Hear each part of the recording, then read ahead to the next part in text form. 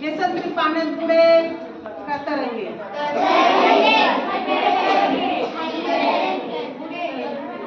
बरं, तरंगे कोणाला वाटतं? ओके, हा हात खाली करा. आता पुढे कोणाला वाटतं? ठीक आहे. काय झालं? बघा, हे का तरंगलं माहितीये का? आवरण आहे. काय आहे?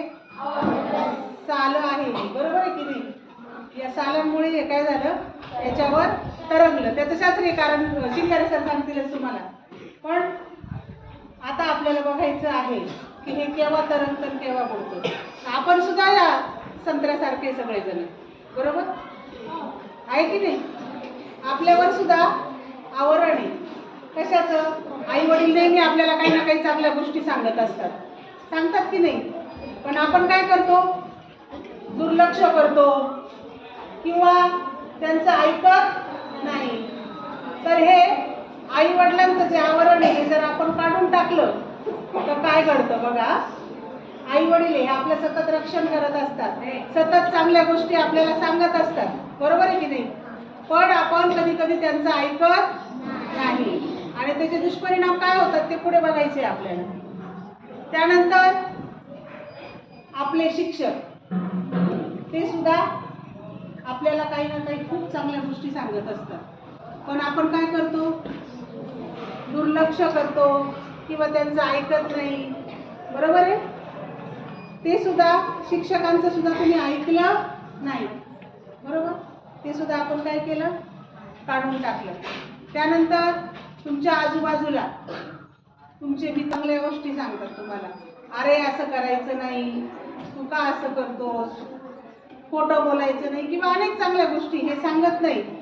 सांगतात पण तुम्ही ऐकत नाही. ते सुद्धा तुमचं चांगलं कवर हे निघून गेलं.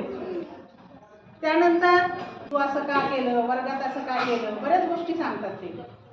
तू असं करू नको हे पण सांगतात, तरी सुद्धा आपण ऐकत नाही आणि मग हे सुद्धा कवर आपलं निघून गेलं.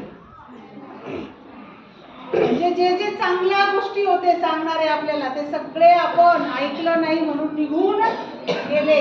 आणि आता आपली अवस्था काय होणार आहे बघा. तुम्ही आता एकटेच राहिले, चालले खाली. आता काय झाले? तुम्ही याच्यामध्ये काय होणार आहे? खाली जाणार आहे, बुडणार आहात. काय करणार आहात? बुडणार. हे या संत्र्याचा काहीतरी प्रॉब्लेम, वेट नाका तोंडात पाणी जातं आणि आपण काय होतो? बुडतो.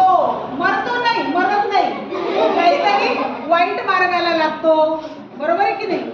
काहीतरी आपलं चुकतं. जेव्हा अभ्यासाची वेळ आहे तेव्हा अभ्यास करत नाही आणि मग मागे पडतो, बरोबर आहे की नाही?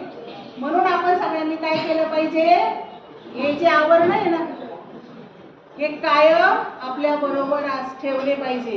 त्यांचं काय केलं पाहिजे? ऐकलं पाहिजे. काय केलं पाहिजे? ऐकलं पाहिजे.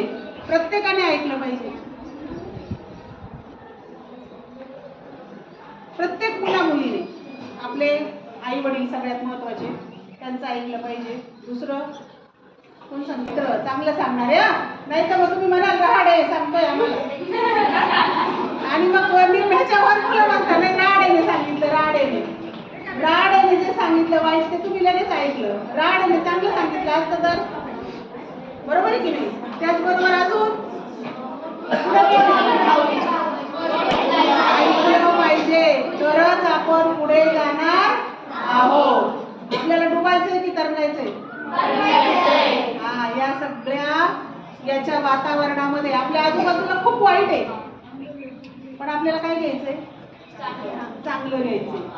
वाईट भरपूर घडतंय पण आपल्याला वाईटाकडे लक्ष द्यायचंय का? जे जे चांगलं आहे ते सगळं आपण घ्यायचं आहे आणि जे जे आपल्याला सांगतात ते आपण ऐकायचं आहे. समजलं सगळ्यांना?